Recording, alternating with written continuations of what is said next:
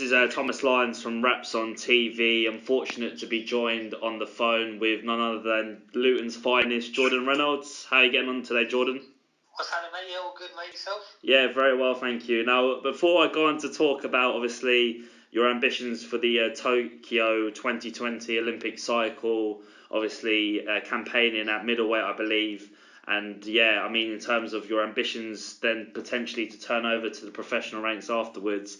I mean, in terms of Luton's finest, I want to keep this on a bit of a low because I know Linus Adofia, a good friend of mine, he's not going to be too happy if I keep saying that you're Luton's. Of course not, but it's only alright, you know what I mean? I've won everything as an amateur, I've even beaten twice. Yeah. So I kind of present it, but now he's doing his thing, I'm doing my thing. Exactly, mate. We're on different roads and we're doing good things for the town as well, so. 100%. It's good about it. Definitely, mate, and yeah, I agree with that 100%. That you're both doing you're both on your different paths, and you're both getting to, I suppose, to wait to sum it up really, both on different paths, but want to achieve the same goal, in boxing, and it's great to see that Luton boxing's getting the documentation, the exposure that it needs.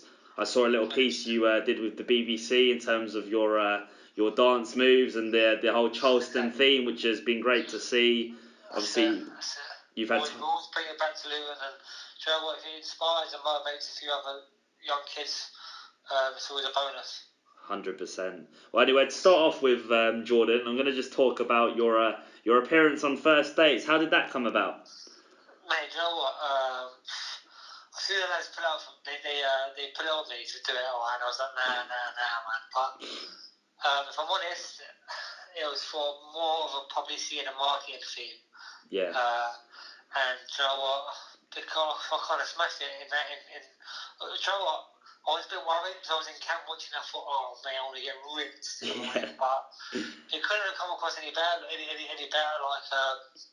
it was sweet. I come across alright. I stayed genuine, stayed to myself, and it was sweet, mate. You know what I mean? Like but it's mainly for publicity. And even though it sounds a bit wrong, but. Yeah, it is what it is. You know what I mean? I was thinking about it at the time, and she weren't too happy. I just stick on Channel 4.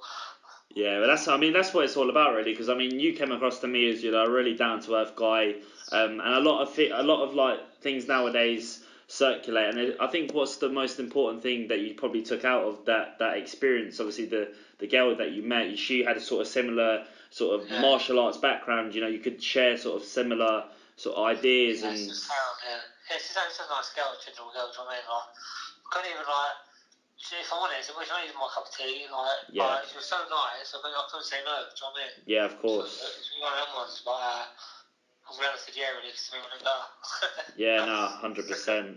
And like I was just saying there, like you came across really well. And it's nice. It's refreshing to see, someone that's, come up from the bottom. I've watched numerous of your documentaries that you've done, growing up in the boxing game with other sort of platforms. And I encourage every boxing platform to do their thing with young fighters, fighters from the local area.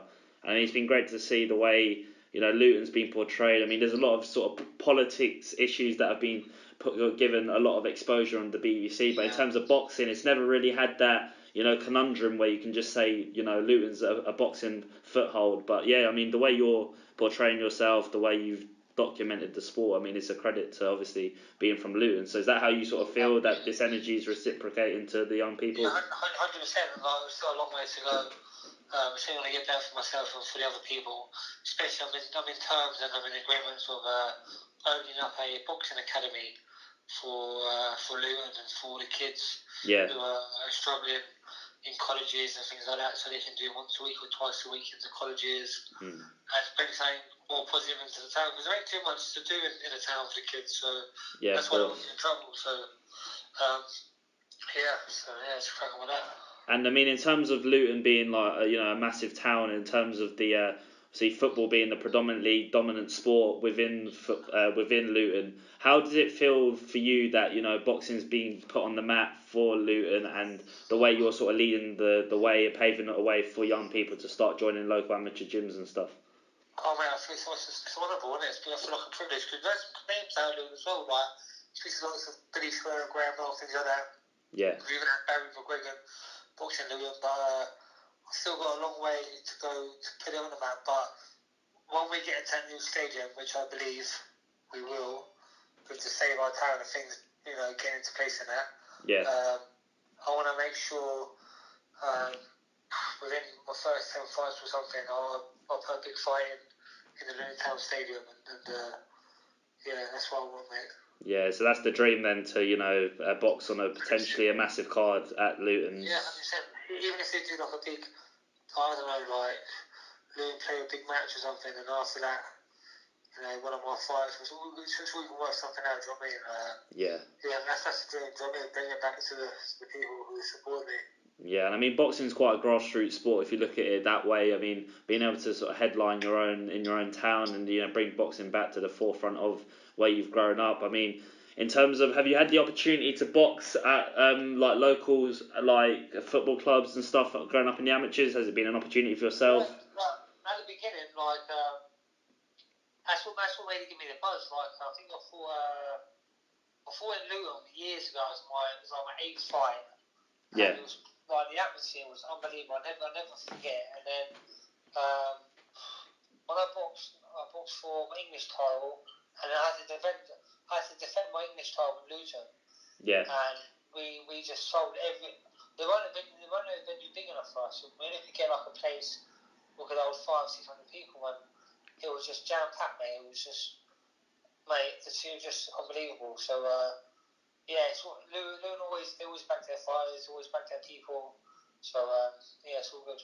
Brilliant. And I mean, in terms of looking at the amateur scene and obviously the small horse scene at the moment, being able to build your way up, it's great to see that as sort of years go on and you get more experience in the amateurs. Obviously you've done it all really, haven't you? You've gone through the Haringey Box Cup, GB Championships, Olympics, preparation for the Olympic cycle, GB podium, all of that. How proud are you of where you've got to today, and how not in a way content, but I mean I'm sure there's a lot more to come from you, and you're not satisfied with what you've achieved so far. But in terms of up to date, what's You've got a spot there. I'm never really satisfied, but when I do look back, you know what I mean, it does make you realise it's mad. Like, I was just dreaming of it. Like, I was only going into the Haringey Box Cups just to have a little taste of what it's like to box 3 days in a row and box a few international people. Do you know what I mean? Because it's different styles. And then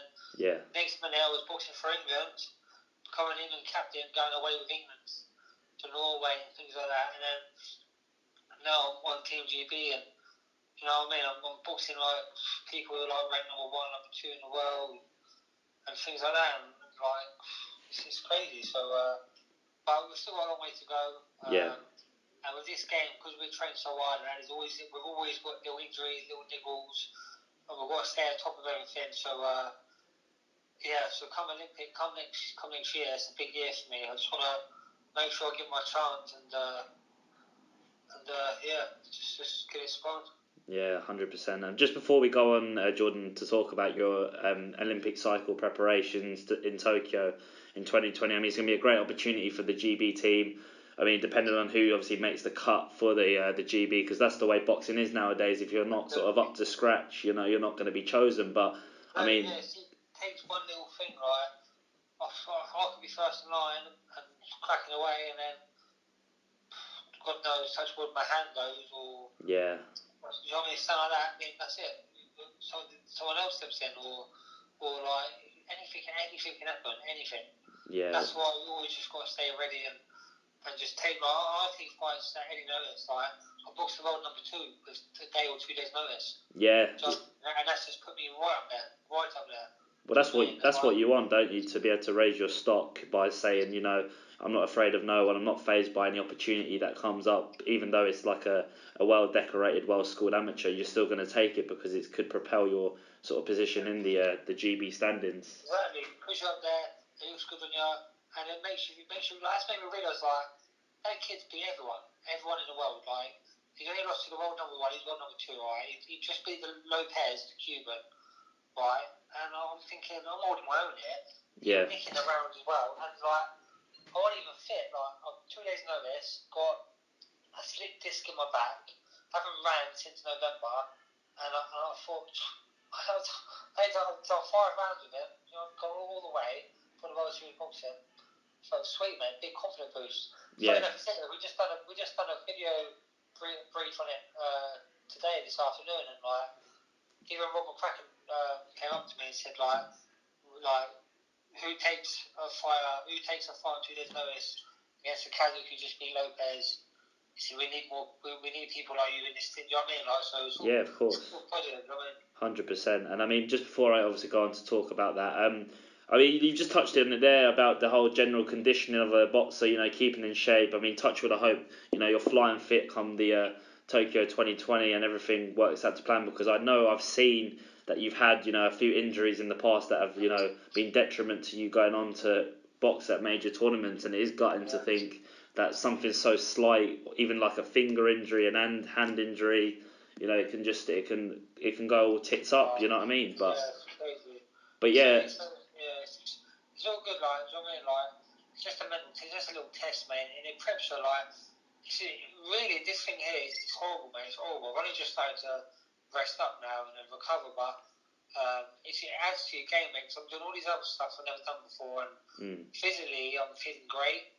You know what I mean? Like the flexibility and the different strength training and things like that. Yeah. It's added to my game. It's like, you know what I mean? So just got to take things away from it. It just makes you mentally stronger. Do you know what I mean? Like I've been through everything, man. From injuries to taking slight losses. Yeah. To being robbed, to be getting knocked out, and some people don't have them tests, mate. And when they have them tests, they can't go through it. They ain't got the mental or the heart to go through it. So I know I've been through all, man. I'm here to stay, man. I want to make it. Did you at any point, Jordan, think that, you know, when you got an injury or you sustained something that was quite long term, did you ever think it was gonna sort of fall away from you? Like, did you ever think you could box again? Even now, I think fucking hell, like you get depressed and I think, well, like it's just like, you know what I mean? You got to be so careful, but yeah, mate, like you just got to look at the bigger picture, like.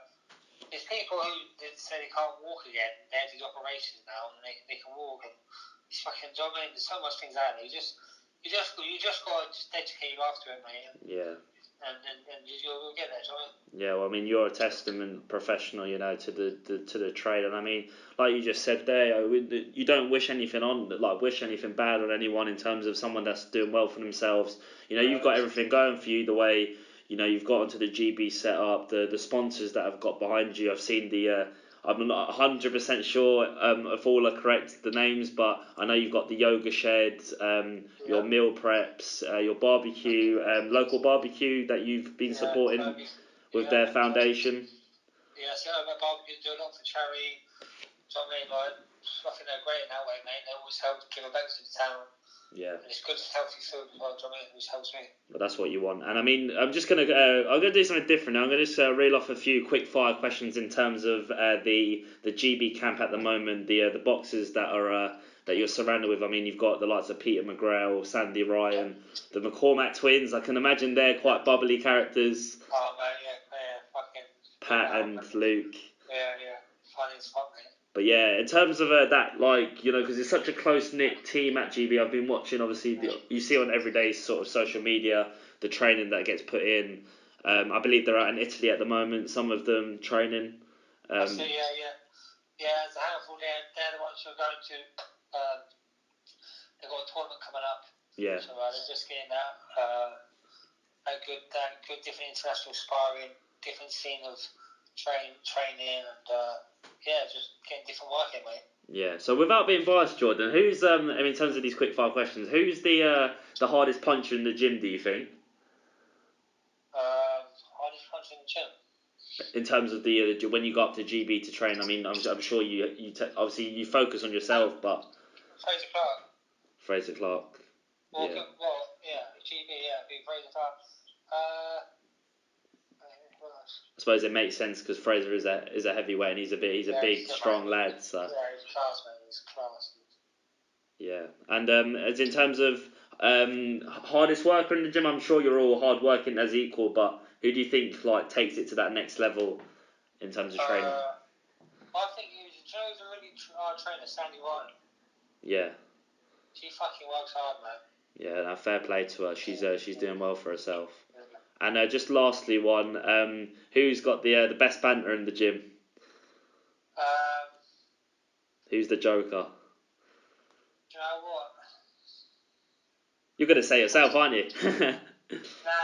Do you know what? They're all fucking mad up there. That's the thing. They're all northern. They're all fucking mental. Oh, mate, honestly, I couldn't fucking... I'll have to get Lawsy down there.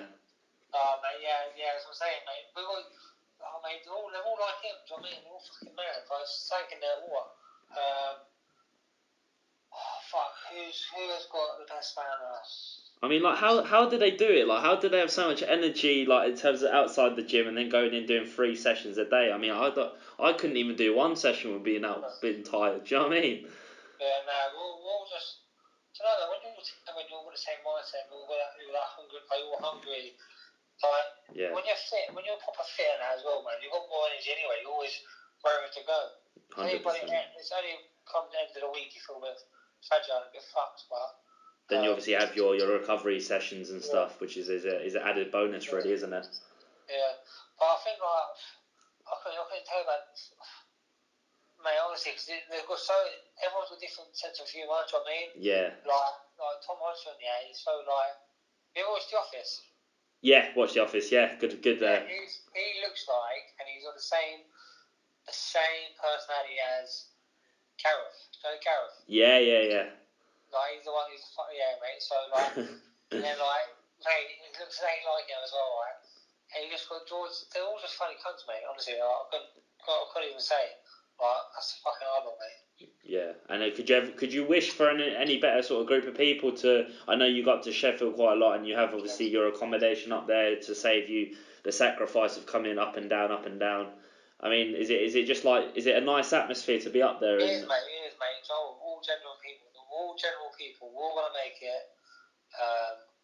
Just the obviously, time in there. there'll be a bit of competition here and there, but most of us come from the same background as well. So like, we're all quite humble, mate. If I'm honest, like, yeah. Obviously, 1 or 2 like fucking sound, mate. Like, all, mate, good vibes, mate. Good vibes, banter with each other. So. Yeah, like, I suppose it's like it's like anything really. If you go to like a new, place that you're unfamiliar with, whether it's like uni or starting school, you need to get on with people, because otherwise, it's going to be hard for you to, not in the case make friends, but people that you surround yourself with that have got similar mindsets, that are ambitious. Then you always got to think of it like we're in this game where brutal sport. It's selfish. It's a selfish sport, mate, because you always got to do what's best for you. Like, yeah. You can finish your session and everyone wants to rush home, but you can't rush home, mate, because you need to fucking stretch out because you're stiff. So, like, instead of fucking rushing home to get home, you need to stay. Do you know what I mean? It's a selfish sport, so. Yeah. It's a lot to it, man.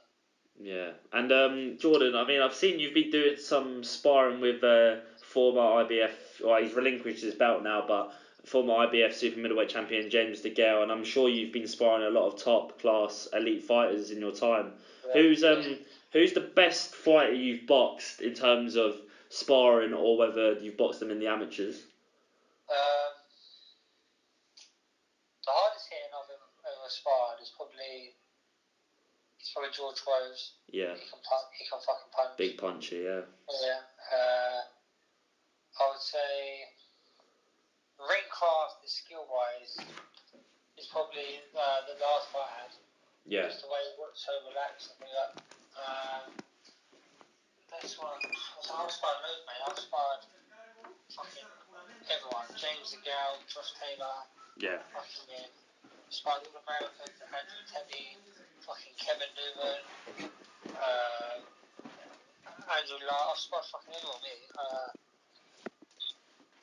Yeah. I'm telling you, mate. They're all good at they're all good at their own thing, mate. They're all good at their own thing because they wouldn't be where they're at. Do you know what I mean? Yeah, no, 100%. I mean, in terms of sparring James DeGale, I mean, how sort of important was it to get like sparring, like you've mentioned there, the likes of Taylor, Groves, DeGale? How is it important to pick up little tips in terms of sparring, and how important will it be to stand you in good stead for the future when you do make that transition?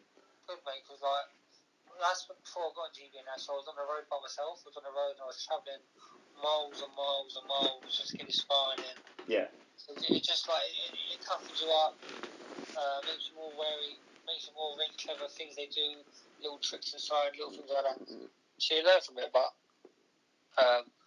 obviously you learn as well. Like too much sparring is not good as well because, I mean, you need to ease off. Sometimes less is more. Yeah. Do you know what I mean? So yeah, it's all good, man. But like, it just shows you like I'm on the right path, mate. Because like I'm holding my own. If I'm sound with them, do you know what I mean? And they've all done the same route. So yeah, no, 100%. Just following their footsteps. You know what I mean? Well, yeah, you must be doing something right if they're asking you to, come back to the gym for sparring. I mean, these guys are obviously operating at the highest level. So George Grove's got a big fight with Callum Smith coming up. The Gale's looking for big fights. Taylor's obviously in the World Boxing Super Series. He's facing a tough American in his first fight, and I'm sure he's on collision course with the likes of Regis Pogre and the likes of Terry Flanagan.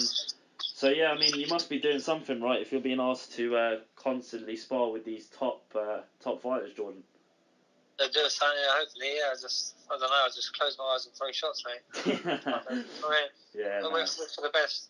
Yeah, top man. But yeah, I mean, in terms of boxing, I mean that's not your only passion. I know you've got a massive passion for the old Charleston music and the dance and stuff. Tell me a bit about like how that passion sort of came about, because I mean when you talk about fighters nowadays in terms of their chill time, you're quite different really, because it's quite refreshing to think that a boxer can have such passion for a different different sort of culture, a different art in a way.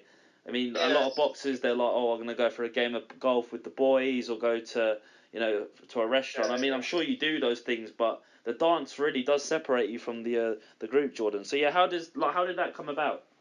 I don't know, mate. I don't know. Like, I've always loved music. I don't know why. Like, none of my family, friends listen to it. Yeah. So I started listening to music and I loved it all. And then I was watching YouTube videos of the old music, and like I'd always see in them videos everyone was dancing. I thought, fucking hell, that looks the bollocks that does. And I thought, imagine if you're at a wedding and that, and you can start busting out all these moves and that. So when I used to come home from Sheffield and that, I used to take my mum for dinner. And I thought, you know what, fuck this. I thought, I want to learn something together and just learn to dance. Yeah. So I asked her that, and she said, yeah, she started coming along and that. And then I just got hooked, mate. I just took it to another level, mate. I started going out 3 times a week and that. And I had to calm down. Like, I was even going to Sheffield and Googling places up in Sheffield. Yeah. And after training, I was going there. So I had to stop. I had to calm down a bit because it was taking over my boxing. I've got a proper addictive personality, but yeah. It complements my boxing because it switches me off. Yeah, it's good for hand-eye coordination, your rhythm, and your footwork and things like that. But yeah, from then on, mate, I just like I was in Essex. I don't know. I just enjoyed it, mate. I enjoyed it. It just opened the door for me, just with like filming and like I'm good friends with like the Drive Aces. They're like the biggest UK swing band in Britain. Yeah. And like. It's like probably the world, man. They're massive. They got to the finals or semi-finals of Britain's Got Talent, and they always take me to their shows. I'm always singing on stage with them. And I just meet. It's good for the boxing. I meet so many people, and yeah, so it's all good. Yeah, well, I mean, like when I go out and stuff, I mean, I'm a terrible dancer to be honest, Jordan. But when I look when I look at you, I think like it just suits him so well. Like you went like when you look at sort of boxers. Stories and stuff when they're like driving to the gym and the music they're playing. A lot of it nowadays is like grime, R&B, and I'm sure like you've got that passion for all genres of music. But like looking at your like stories and just thinking, he's blasting out a bit of Elvis on the radio and stuff, and it's like my guy, like, do you know what I mean? Like when he's doing, like it's mad. Oh no, yeah, it's mad, but I don't know what's wrong with me. Like, I was probably born in the wrong era. Like it's like. I don't know, but like, obviously I've been brought up with all like road music and all that shit, man. That's where I come from. Do you know what I mean? Like, yeah, of course. I got to an age one point. I just thought like, I just kind of found myself, and I just something different. Yeah, man. I just found myself, and I just stuck to it. I didn't care what people think and that, and then yeah, it's my music, mate. I mean, that's fucking. I don't care. Like, it's me. So I mean, I got my own identity. So I mean. Yeah. So, away from the dance, I mean, in terms of Tokyo 2020, Jordan, how much are you looking forward to be able to box on such a massive stage? Obviously, the Olympics being the forefront of all sport and the pinnacle of sport really in terms of all boxing, and I mean turning professional in itself is a massive achievement. But how driven are you to get that gold medal in Tokyo? Oh, mate, like, one step at a time. Need to qualify, become an Olympian, and get a medal. But Yeah, mate, I'm obsessed with it. Like, that's all I think about. Do you know what I mean? That's the biggest achievement you have to do. Like, even getting Team GB, mate, it's so hard. Like, it's like 2% out of the country. Like, it's thousands of boxers, it's loads. So, mate, like, it'll just do everyone good, mate. Do everyone good around my hometown. In my in Bedfordshire. Do you know what I mean? Give people hope, and yeah, of course. it's just like, I don't know, mate. Like, and you say about the programs. So you say that nowadays, mate. The program's a joke at the moment, mate, because you can have 2 unlicensed fights. Yeah, or that's 2 true. kickboxing fights and turn pro. Yeah. Or 10 amateur fights, 20 amateur fights, and people turn pro and walk around, I'm a pro boxer. Boxing people don't understand that, and then they go, "Oh, you're amateur, but he's pro." But It's levels. There's levels. It's all about levels. It's like when you watch Billy Joe against Eubank, or you watch George Rose versus Eubank. Do you know what I mean? It's just a business. Pro game's a business, mate. Like, Eubank had 30 amateur fights, mate. Do you know what I mean? Like, he had 30 amateur fights. It just shows, mate. He's raw. Same with got boxing brain. He's fit. He's strong. Do you know what I mean? Yeah. It just shows there's levels. There's always levels. There's always levels. No matter what you do, like, it's just like what you're doing now, mate. You're doing your apprenticeship. What you're doing. Yeah, Even yeah. if you're good, mate, you've got all this. You're not just going to go to a big thing or whatever you're going to do and go, oh, yeah, it just don't work. You get caught out in the long run. You know what I mean? Yeah, no, 100%. I appreciate that because I do echo that sort of philosophy where you think, because a lot of people nowadays they just think, all right, I'm just going to sit on my arse, think everything's going to fall into place. You've been doing it for numerous years. You've been working constantly hard every day in the gym. Mate, for years and years, you've seen no benefit at all. No. Absolutely nothing. So broken out.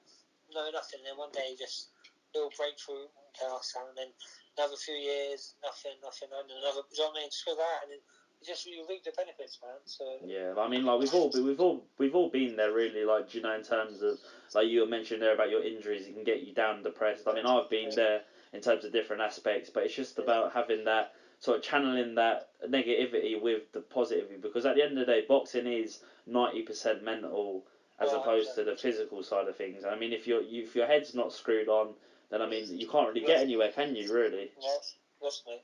Yeah. But anyway, Jordan, like, I mean, in terms of the GB team, I mean, as you said, they're about experience and levels in boxing. Fraser Clark's obviously not decided to turn over professional. He's gonna try and chase another shot at the Olympics in 2020. I mean, I hope he does go on to become Olympic champion, because for someone of his, sort of stature that's been boxing through times where Anthony Joshua's come through, Joe Joyce obviously turned over professional after the 2016 cycle. It's been kind of hard for him, hasn't it? Because he's not really had that exposure. Yeah, but he don't need it, mate. Everyone knows the truth about him, and when the time comes and the spotlight's on him, he'll blow. He'll blow massive, mate. He's a different animal, mate. Especially for the heavyweights. Yeah. Trust me, mate. Trust me, he's gonna be fucking. I told people about him for years, mate. You know what I mean? Like, yeah. Don't get him kind of people, mate. You don't get no heavyweights who can punch, fast hands, and throw 6-7 combinations. You know what I mean? Yeah, 100%. Mate. He can box and he can fight. So, yeah, listen, it's a big setback. Like, it's just bigger things for him. Do you know what I mean? Where was meant to be a beef for him? In their own road, isn't it? Well, yeah, I mean, anyone that's tuning into this interview, I do shout out to all the GB boxers, like you mentioned there, Sandy doing her thing, Fraser, I hope he goes on to achieve what he's doing, and obviously with yourself, I hope you reap the rewards of all the hard work you're putting in. But yeah, I mean, in terms of boxing the very elite in the world at these massive tournaments, it must give you a sense of buzz when you bring back, you bring over such a massive fan base. I mean, I saw your appearance at York Hall a few months back, and I mean the fans you brought. obviously, I think half of your call must have been from Luton, Jordan. Yeah, we've done alright there, man, as well. And that was only like, I wasn't even going to box in that because I had food poisoning, so I wasn't even going to box. Yeah. So like, I had like 3 or 4 days notice where I thought I could tell everyone. Well, it's basically a day notice because you box every day, do you know what I mean? So, yeah. But the way I was boxing, mate, I was so ill, mate, do you know what I mean? I didn't even think I was against the final. Yeah. I was fucked. Yeah, no, it's always good, man. We always bring a good crowd. Luton's fucking unbelievable for the sport.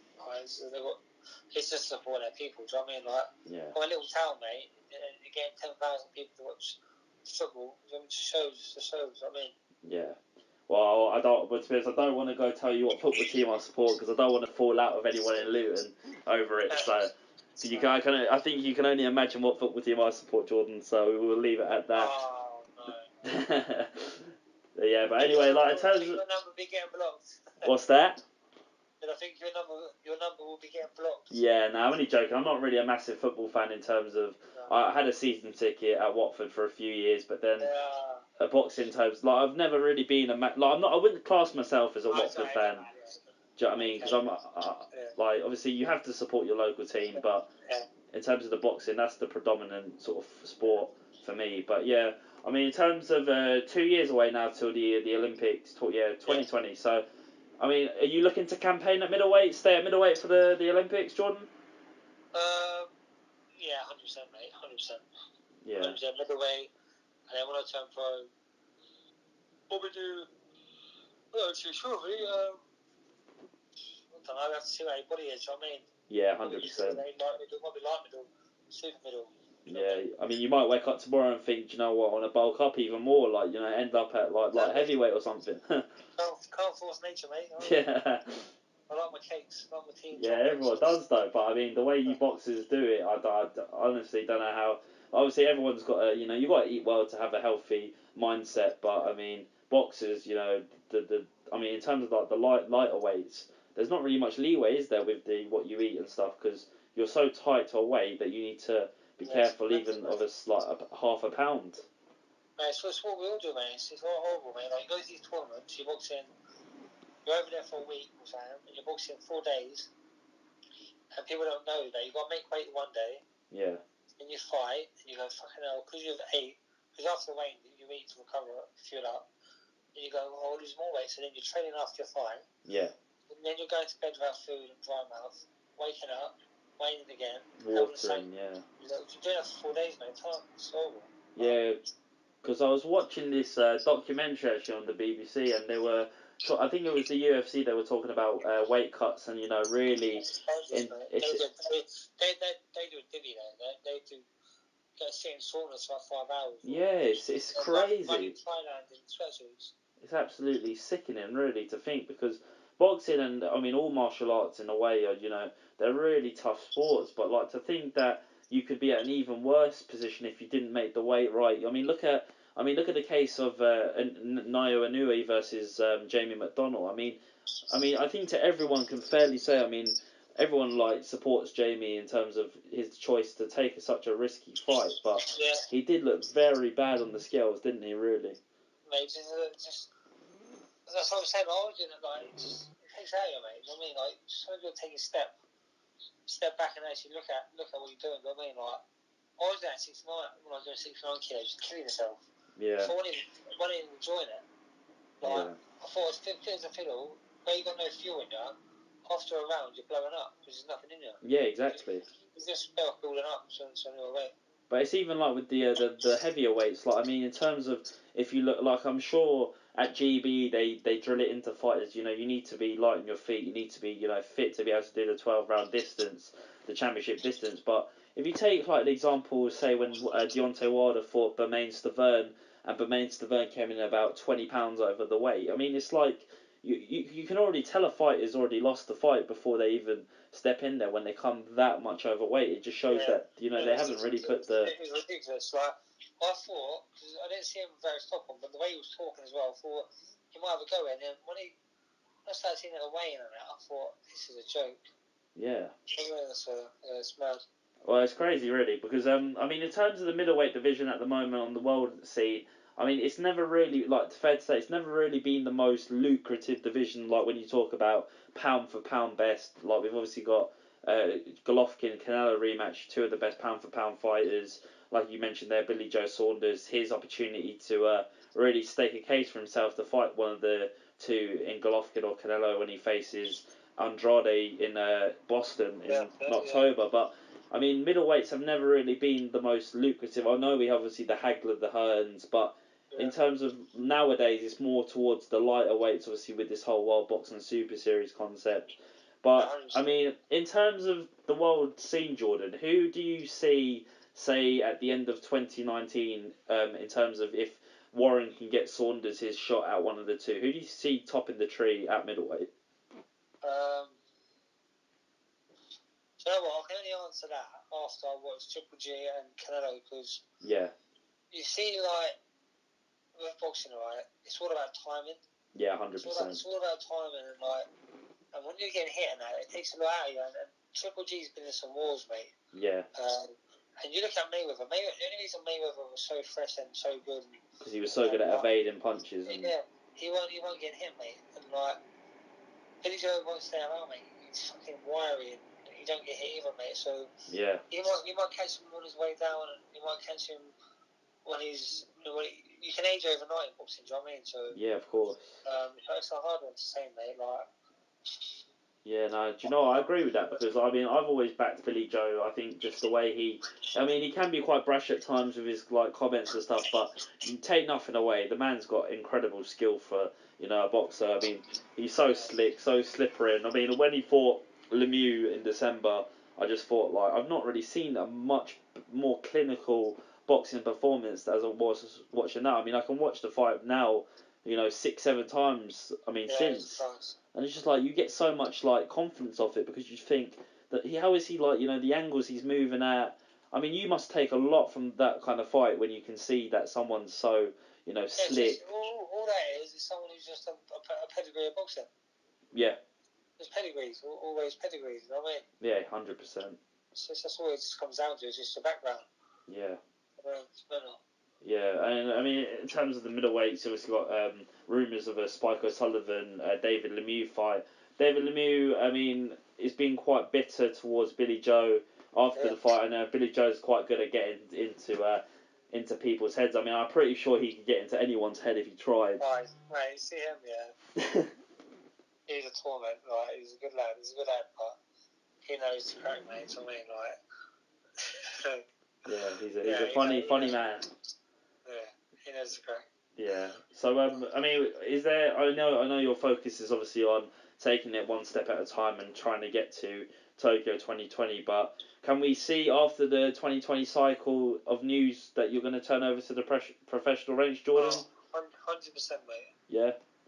100%. The pro game is my game, mate. Like, I love it. The showmanship, everything. So soon as the pro game's done, soon as the Olympic cycle's done, mate, I'm off to tell pro, mate. Yeah. 100%. So 100%. 100%. Like, no, it shoots me down to the ground. Even if I don't qualify by end of 2019. Get Eddie to sign you. Exactly, yeah, straight away, mate. Like, what am I fucking about? Yeah, of course. Well, you got to do it for yourself, really, innit? Because like we touched on there, I mean, you're a really genuine, down to earth guy, and I'm sure you'd put, like, if you could, you'd put everyone's interests before yourself. But in terms of boxing, it's quite a selfish sport, and it's not selfish in a bad way, because you do get a lot of selfish people out there. But it's selfish because you got to do it for yourself. You know where you got to get to. You know the ambitions, the objectives you give for yourself. So why not go for it? Like, do you mean you can't wish anyone on? You can't wish anything bad on anyone. If they want to do something with their career, wish them all the best. Like, do you know what I mean? Exactly. It's a hard game, mate. So that's why I always respect anyone who puts the kids their lives to it, mate. Because it's hard, mate. If I had a kid, mate, I wouldn't let my kid do that, mate. No chance. Yeah, exactly. It's a hard game, mate. It's hard, mate. Do you know what I mean? Like, you're away from your family, and you're not doing things with your friends, and you sacrifice drinking and going out, and good food, and seeing your missus, and yeah, like your mate. Do you know what I mean? Like, and then holidays, and like my missus saying, no, next year. Like, yeah, next year we'll smash the holidays. yeah. It's going I said, I can't go on one holiday. I'm probably going on one holiday this year. Well, Yeah. no. So, do you know what I mean? So I ain't done there. I mean, it's got to be selfish, mate. I mean, it's how it is. I know you've obviously you've settled down now with a nice girl that you've met. I mean, what does she make of the whole the boxing stuff, Jordan? I mean, I'm pretty sure she'd rather see you doing the old Charleston than taking punches or I don't know, mate. She's a nutter. She's actually like she's mad. Like I don't know. Like don't know. I don't know. To be fair, I think all women like a bit of fucking. They're rough and ready, and they like it. I think they like the image of that, but yeah. you know what I mean? Yeah, you know what I mean? She's like, but I don't know. Even if she's good rather that, then it's not going to happen, is it? Because the more's going to be a fighter. So. Well, yeah, exactly, and she's got to accept the fact that that's what you want to do, and I mean, I'm sure she supports it 100% the way, and I mean, I know you're a real family man, and I've been obviously watching the documentaries growing up to get as much information about obviously following your career, and I mean, in terms of it's been a hard sort of upbringing for you, hasn't it? Because I mean, your mum's done obviously she's supported you the whole way. I mean, she's had to work tirelessly. I mean, I don't know the ins and outs, but she has to work tirelessly to provide a living for you. So, I mean, I'm sure you just want to pay like everything back to her and give her a comfortable life. 100%. That's why like it frustrates me. Like I just want it all now, so I can give it back to her now. Do you know what I mean? That's what does my head in. But yeah, mate, it's been a hard road, man. From nothing. Like honestly, I'm not saying nothing. I respect that because that's a mentality you gotta have because I mean even like in terms of I mean you see all the stuff about like the knife crime nowadays and all this like a lot of it is not to do with the mentality of people but of the sort of the exclusion that they have in social environments like not being having the best living but it's like people like you that sort of inspire the generations to say you know what I'm from a tough area. I've not had it the whole way, I'm not born into like a Chelsea, Palace, or Essex, typical Essex person. I've come from the sort of the nitty gritty, and it's just given myself an opportunity in life to do something good. Yeah, you're right, man. 100%, man. But it's been a hard road, but we're on the right path. So I mean, it's all gonna work out for you now, definitely. That's the mate. Why settle for less, mate? Do you know what I mean? Yeah, of course, no, 100%. That's like any walk of life. You got to be ambitious, and do you know what? Like you just got to speak your mind, really, haven't you? Because I mean, it's pointless wasting your time with people. Because a lot of sort of I've had it here where I know quite a lot of pro boxers from the Harrow area. Like I'm sure you've heard of Mitchell Smith and Jez Smith, and I mean Mitchell's.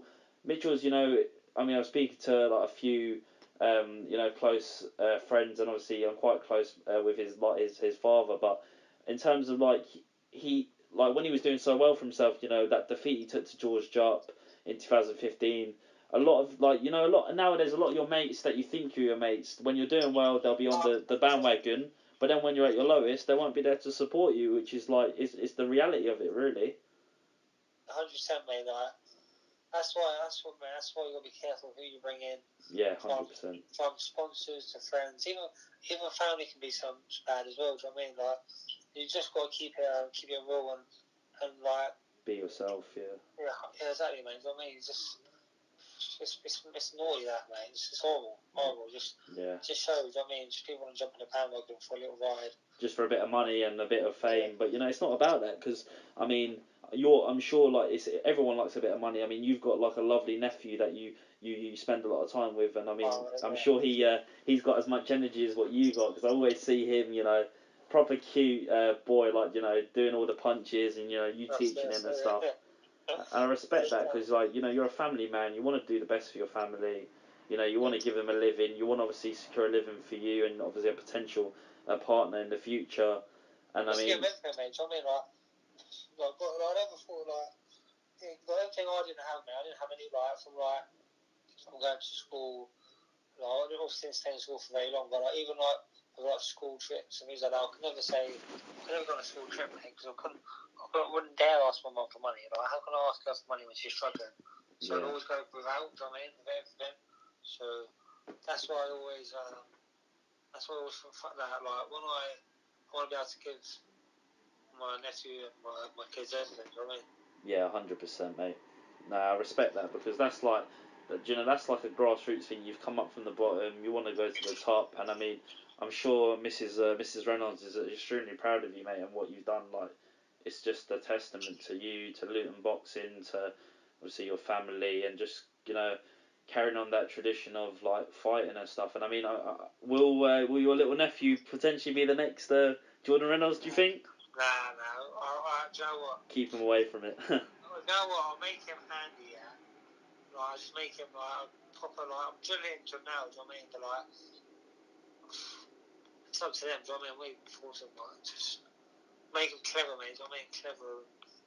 Then I'll make him like, if you want something, you need to work for it, do you know what I mean? That kind of mindset, do you know what I mean? It's better from an early age than to regret it when you're 25 to 30 and got nothing in it.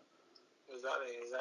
Yeah, well, anyway, Jordan, I'm not going to take up much more of your time because we've been speaking for a good 45 minutes now. But in terms of the big fights coming up, can I just get a quick prediction on who you think's going to win the Golovkin-Canelo rematch?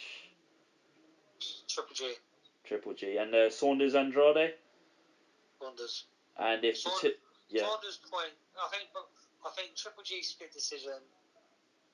Billy Joe Saunders split decision as well, actually. Yeah, I think it's going to be a very close fight as well, Saunders-Andrade as well, because I think in the way sort of Matchroom they've generated this new platform with the Zone, and obviously Saunders now has had to go over to Andrade's backyard, and I think like with Warren and Hearn working together, it's a bit sort of in a way suspect because it's like if Warren, like, I'm sure they got an amazing deal for the fight, but I mean, whether Warren will be fully there to support Billy Joe. And I mean, Billy Joe's, he's not stupid.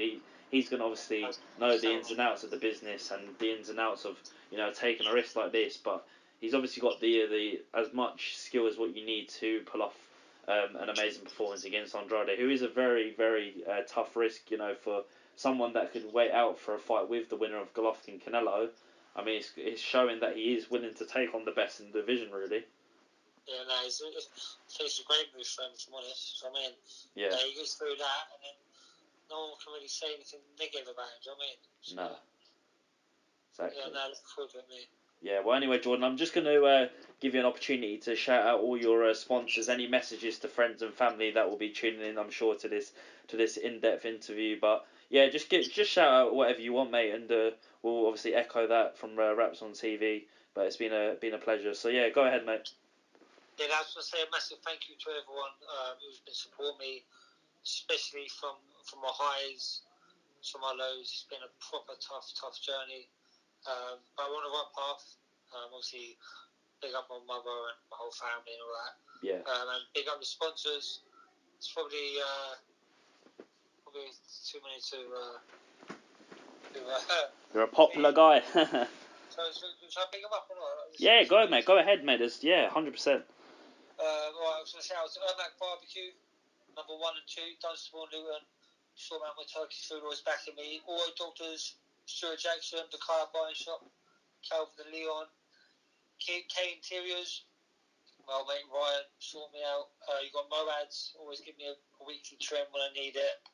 You got the Boiler Man, Wayne, best boilers in Bedfordshire, I would say. Yeah. What else have we got? King's Windows, Gary King and Alison King, always looking after me.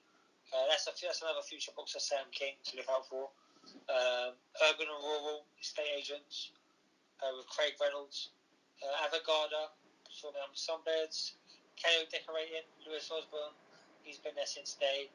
You've got Chill Water Services as well, who's probably my first ever sponsor. He's my first ever sponsor, Danny Boyle. Best man in the game is. Yeah. Unbelievable. Yeah.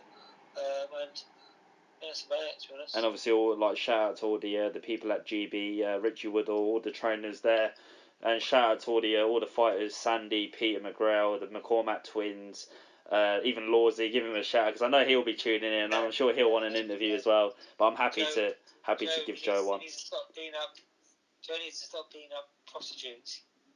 Still does, mate. He had a good win the other night, though. To be fair to him, he had a good win the other night. Good exposure, heavy hand. Yeah. He needs to fight in London. Yeah. So go and watch. You know what I mean? Yeah, I'll definitely come down to watch Lawsy because I think he'll bring a great excitement to conferences. We'll make a deal. If he comes to London for a fight, we'll go down together. Yeah. We'll do that. Yeah? 100%, mate. Yeah, no, I'm down for that. I mean, if you ever want me to come to Luton, I'm more than happy to get the train down there and do some stuff with you in terms of videoing and stuff because we are looking to invest. Yeah, we'll do that. Do you know what? We'll work out a few dates for free. We'll just get a little video interview for you.